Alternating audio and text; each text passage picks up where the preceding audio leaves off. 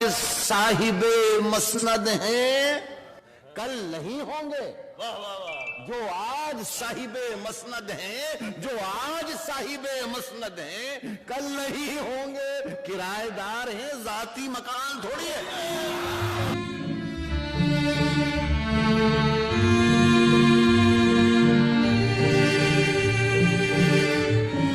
राहत इंदौरी हिंदुस्तान के बेबाक और उर्दू दुनिया के मशहूर शायर राहत इंदौरी अब इस दुनिया में नहीं रहे।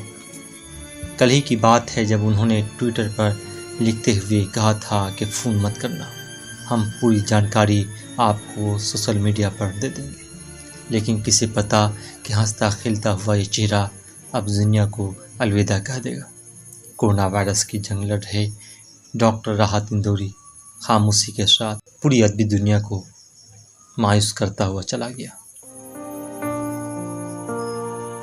उन्होंने उर्दू साहित्य को एक अलग पहचान दी, मुल्क और बैरून मुल्क में उर्दू दुनिया को मुतारिफ कराया।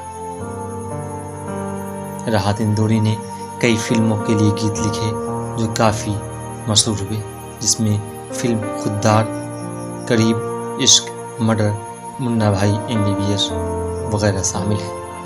उनकी पैदाइश 1 जनवरी 1950 को मध्य प्रदेश के इंदौर शहर में हुई। वह इंदौर में उर्दू साहित्य के उस्ताद भी रह चुके हैं। उनकी कमी पूरी अरबी दुनिया को और ख़ास तौर पर हिंदुस्तान को चुभता रहेगा। वह हर मंच से हुकूमत के वक्त को ललकारने का काम किया करते थे।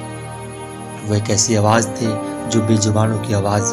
वह एक ऐसे शायर थे जिन्होंने अपनी शायरी से दुनिया में नाम कमाया।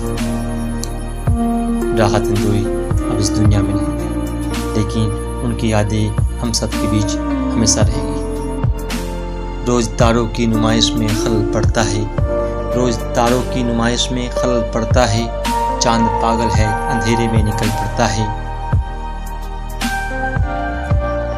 इन्हीं बातों के साथ राहत इंदौरी को एक बार फिर से हम खराज अक़ीदत पेश करते हैं कि राहत इंदौरी तुझे भूल पाना